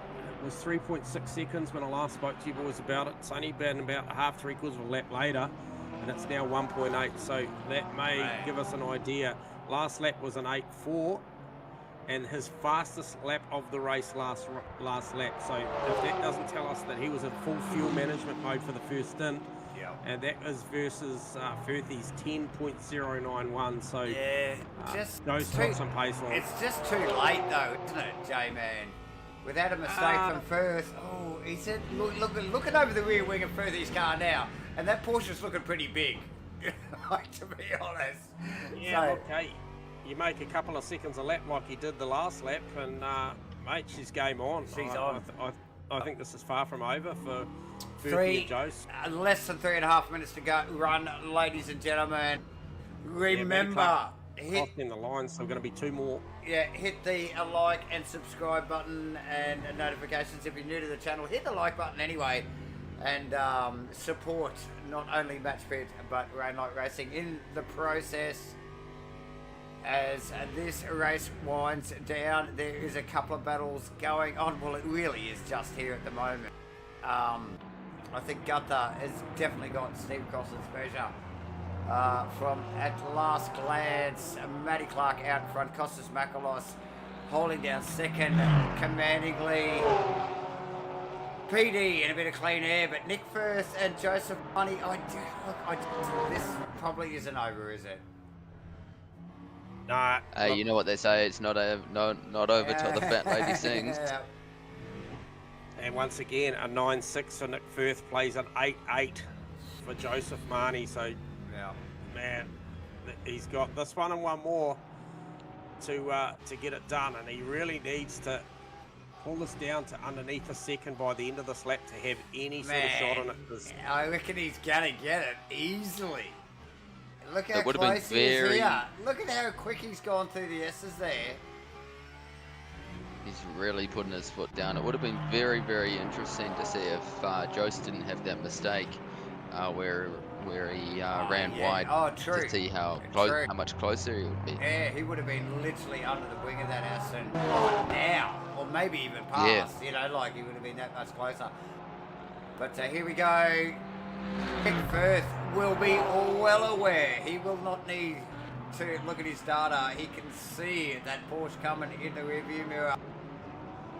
10th and a half down that straight between 11 and 12 for Nick Firth, just by sheer power of the Aston. But you could see what Jose made up under brakes, pulled it down to a second. We talked about the importance if he can get it down to a second. There's that corner again. Jose just leaning on the left-hand tyres there. This is close. But he is This right is there. close. Good exit for Jose there. As they head up through 17 and 18 Wow. now. What a game. Look at this. That last lap from Joseph is unbelievable. He has literally closed that down to a Porsche sitting under the wing of Nick Firth. And Great here we exit. go. Very good exit. Look at that. 8-8. And he's got the overlap. Oh, it just blast past him like Firth was looking for a parking spot at the shopping centre. My. There it is, Joseph Marnie Well done, brother. Nice pass. into 6th position. Clear pace over Firth in the Aston Martin. Nick literally had nothing there. I was wondering if Firthy actually let off the throttle early. It didn't seem like Firth had a lot of fight to give to Jose, so it's interesting to see. It's Firth down to 3%.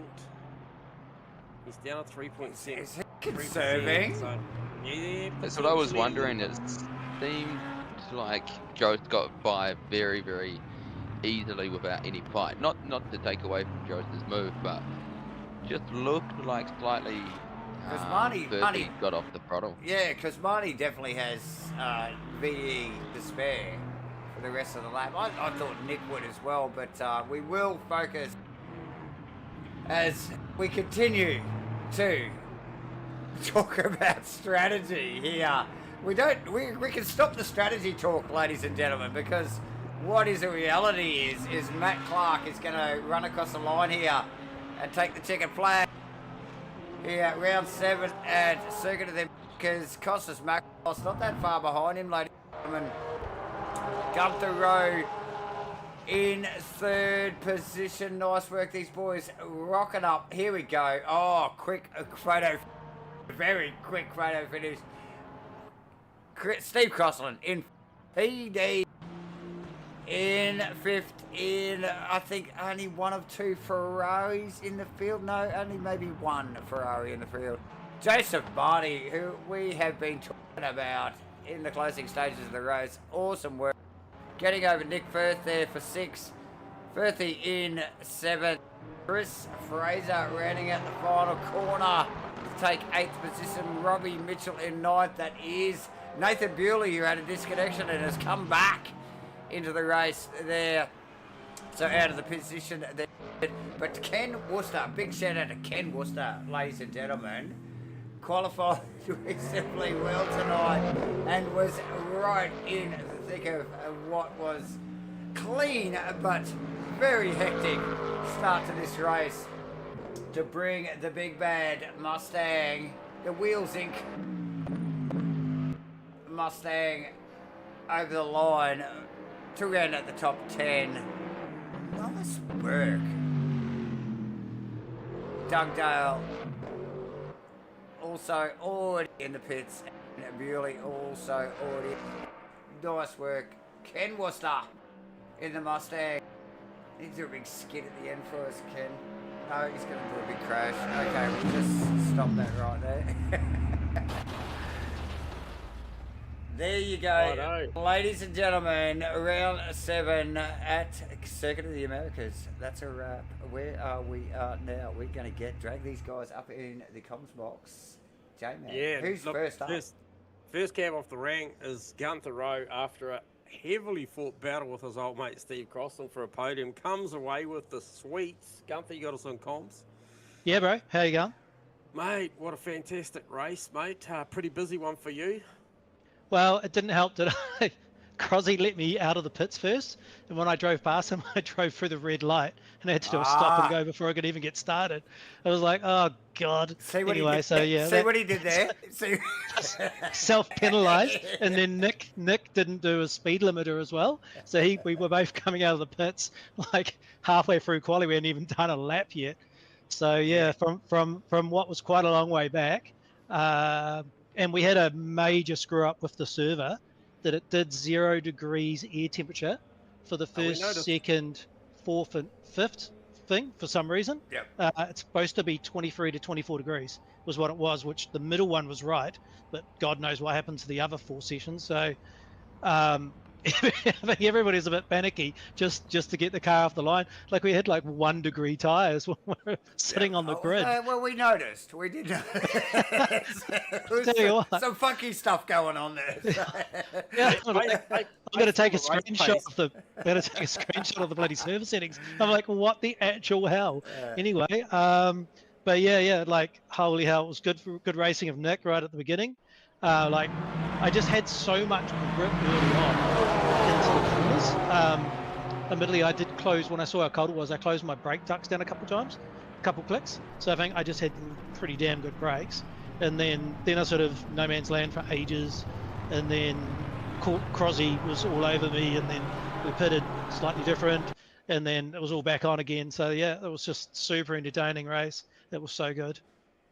Yeah, so a bit of discrepancy between obviously the energy between yourself and Crossy. Saw him just snag you in the pits there, but obviously you talked about brakes and the performance of the brakes tonight, and that was I think the catalyst for the move that we saw late with you with Crossy. Drove right round the outside a couple of times and then made the switch back and then got it done. It was a beautiful move late in the piece to grab that, and obviously we saw you drive away, but maybe Gunther going forward based on what we saw tonight, can the boys expect some cooler conditions from here on out? Oh mate, it's going to be 0 degrees every fucking race now.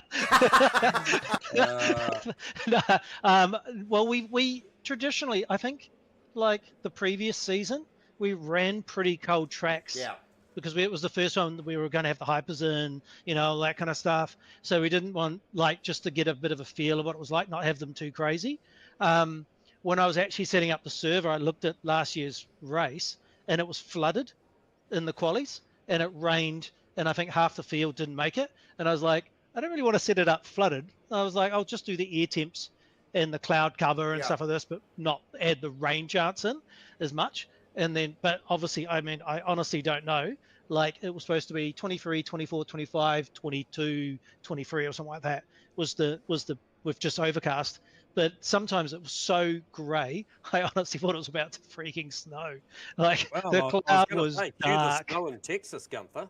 Yeah, first figure. Yeah. Well done, mate. But yeah, Fantastic awesome race that was. Yeah. Yeah, shout out, mate. And look, before we let you go, any sponsors, friends and family want to shout out, mate? It's your shot on the podium.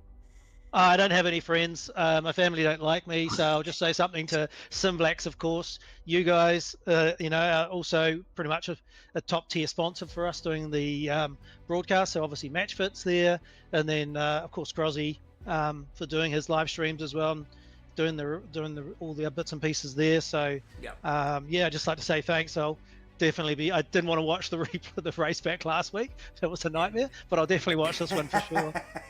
Well done, mate. So, I'm looking forward to it. At least you're honest, Gunther. Mate, what a nightmare last week was. It was like, at least I did my nightmare was in the quali, not the race. So yeah, all good. Good work, Thanks mate. again, guys. Yeah, if Firthy's got anything to say, he'll say maybe look for a sponsor from Specsavers because he blamed his steering wheel. He reckon you need to see Specsavers. Mate, I'm wearing my glasses, mate. I've got high def on. I got it all going. Good stuff. Well done, Gunther. That's right, Gunther. Cheers, boys. P3. Nice work. Well done. Costas Makrolos. This is a guy that when he is on the money, and he was on the money tonight. Had the pink Lambo, all sorts of hooked up. Really, probably drove a pretty unentertaining race from his perspective because he had a lot of sort of fresh air. Other than the fact that he did have that Aston Martin of Matty Clark in the distance for a fair bit. Costas, you got us on comms? Guys, fellas, I'm back again. Yay. Mate, bolted on the snow tyres, mate, and looked good out there tonight. Yeah, closed those brake ducts up 70%, and that just worked the treat. Mate, ultra fast, very good qualifying session, and then great start to the race. And look, I say that was relatively uneventful, but mate, you had car in front of you all night, and certainly someone behind you, so you had to stay focused. Yeah, I had to focus a bit, but just watching Matty and his lines and all that sort of stuff, and just you're sitting there just thinking, oh my god, just put a foot wrong somewhere so I can get in there, because I just didn't have the straight out pace on him. Yeah. Good straight line in the Lambo between turn 11 and 12 though tonight. Looked pretty good. I did watch you a couple of times there, and I think you had at one point the Porsche of Gunther O behind you, and no real threat there, mate. He was particularly good up through the S's and the like, and good under brakes, but yourself with that brake duct closing and then that straight line speed, I don't think there was any threat tonight for P2. Nah, look, into that turn before the straight, I was using it to lift and coast a lot and save some fuel, because I knew Gunther, even if he got up right behind me, I could still pull away from him on the straight, which was, nice to have a car that can do that. Yeah, good numbers on the fuel tonight too. We were watching yourself. Obviously, Matty Clark made an adjustment this week with fuel saving, and it ended up being you two best of the field there, other than Joseph Marnie, who was super efficient on his fuel strategy. You look bloody good as far as matching the numbers and the pace with Clarkey. Obviously, we saw a little gap towards the back end there, but mate, you kept him under pressure all the way to the pit stops. Yeah, after the pit stops there, I had a 4-second gap behind him, and then I managed to close it down to about 1.8 at one point, and that was as close as I could get. He just held it at that, and I couldn't get any closer. It was very frustrating. Yeah, no, fantastic, mate. Well done once again. It's always a good night if you've got to hang around and have a chat to the boys down here for a P2, and a super consistent lap pace out there as well. Your guys' lap averages were very impressive. So, mate, shout out to you. Opportunity there if you want to shout out any sponsors, friends and family, mate. Well done. Nah, I'm all good. Thanks, fellas. Thanks for the broadcast. Can't wait to watch it back. Awesome. There you go, Costas Makrolos from P2. I think I'm going to give the next one, Davo. I'm going to give the next one to Isaac to interview. Yeah, let's do that. We'll cue Matty Clark to the comms box. and hand it to Isaac for this interview. G'day, Matt. Well done on your P1. Great, you showed great pace, and you know, it looked like you learned how to do some fuel saving. So well done on that part, and didn't look like you were going to put a foot wrong. Just unfortunate about Bewley having the disconnect. Yeah, but just give us a rundown. When that happened. Yeah. Yeah. So defended too aggressively into T1 on lap 1, but it was I think everybody was really nervous because of the server glitching out, as far as we can tell. So like I was very hesitant going into T1, not wanting to overshoot, so probably even got on the brakes too early, but I definitely defended the inside too aggressively, which let Bewley swing around. And then I was definitely quicker than him, but it was in all the wrong places. So I kind of made the decision to just try and fuel save. And I realized that I was saving a bit more than him, but it wasn't a ton. Like it was going to add up. But I figured I'd just sit there, do what I could, and if an opportunity presented itself, go for it, which it ended up happening. But yeah, when I saw him disappear, my heart sank. I was having such a fun time having a battle.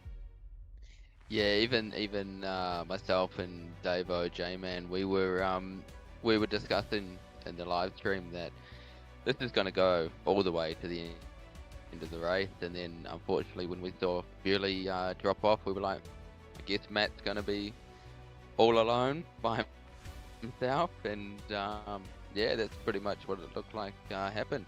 Costa definitely kept me honest, but I had more pace than I was actually putting down, which was probably pretty obvious. Like the last couple laps, when I had like plus one laps worth of fuel, I just put my foot down the last couple. But yeah, it was a weird one. I think from what Bewley was saying, for whatever reason, the Lexus was really struggling to get temp into the tires with the crazy conditions. So like that's why he was sliding a lot more than I was, and probably why I had a lot more confidence through the S's, because I noticed I was so much faster through the S's than anyone else, just kind of consistently. But I don't really know why that is, like what I was doing specifically differently. But I noticed I'd pick up half a second to a second through the S's pretty consistently. Yeah, you did look very strong through the S's, and we had Bewley on earlier, and he was saying that he could barely get his tire temperature up to the 50, mid 50s. So yeah. I'm not sure what you were running during the race, but maybe as you and I both know, 65 70. Yep.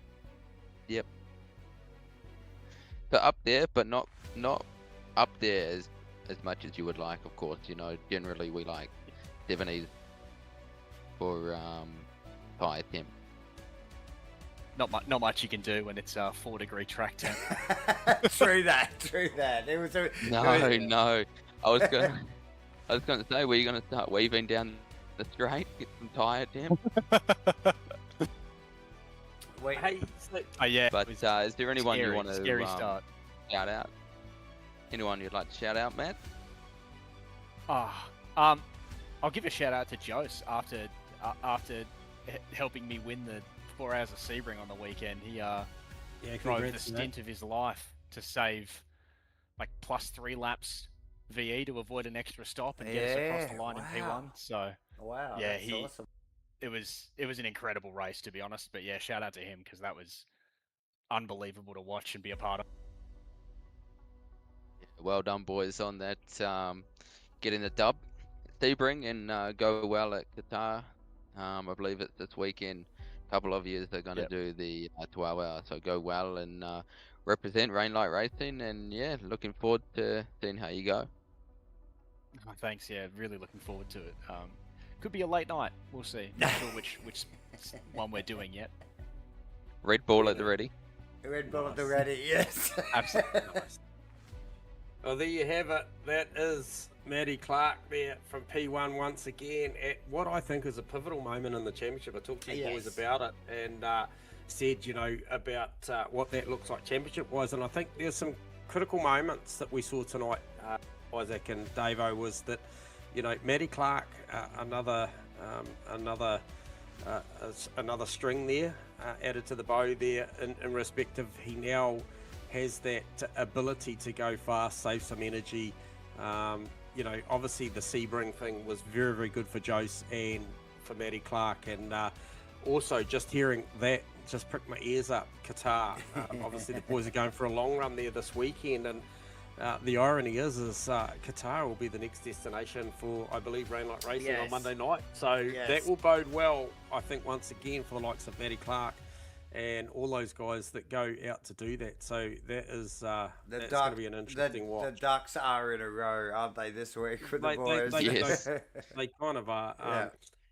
Great calls tonight, and great little interview at the back end there from Isaac, a current driver with a great understanding of what these guys are up with. You know, like all that information that you guys hear out there that it's been called, there's certain parts of it that Davo and I aren't privy to. We don't drive these things. We're not completely in touch with the machinery. So great to have Isaac on board, just touching on that stuff there, just to see about the tyre pressures. You heard the calls there tonight. Gunther Rowe, Costas, closing the brake ducts, managing what's in front of them.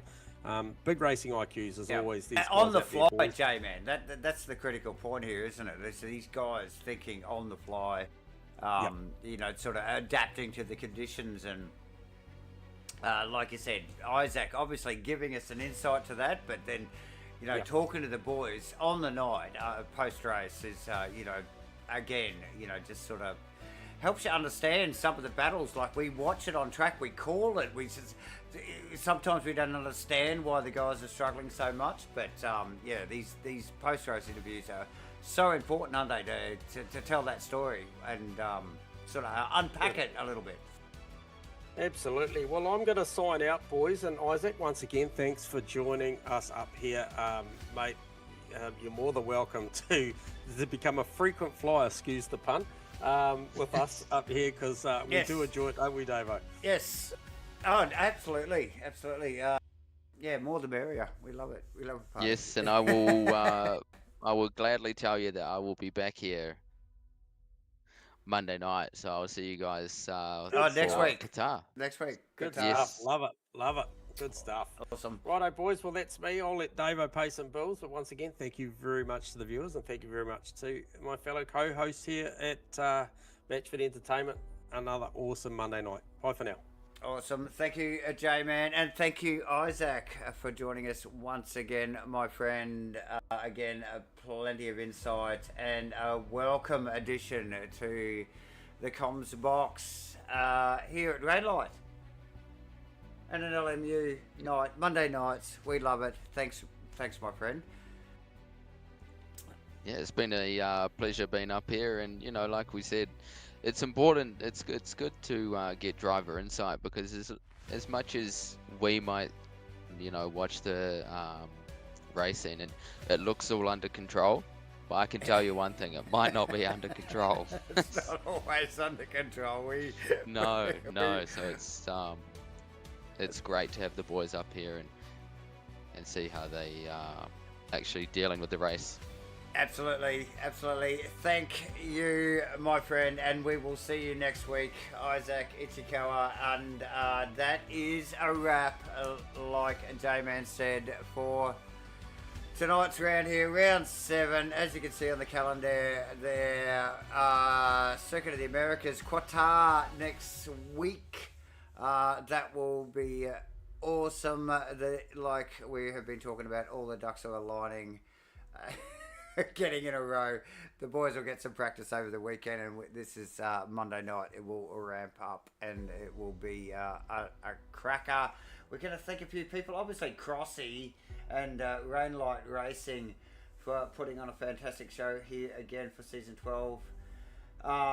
True to Life Racing, Simblacks, and well, maybe us, Davo, J-Man, MATCHFIT Entertainment, coming in and broadcasting this to you live on the internets every week, Monday nights. Don't forget it. We are at Qatar next week. See you next week, ladies and gentlemen. Bye for now.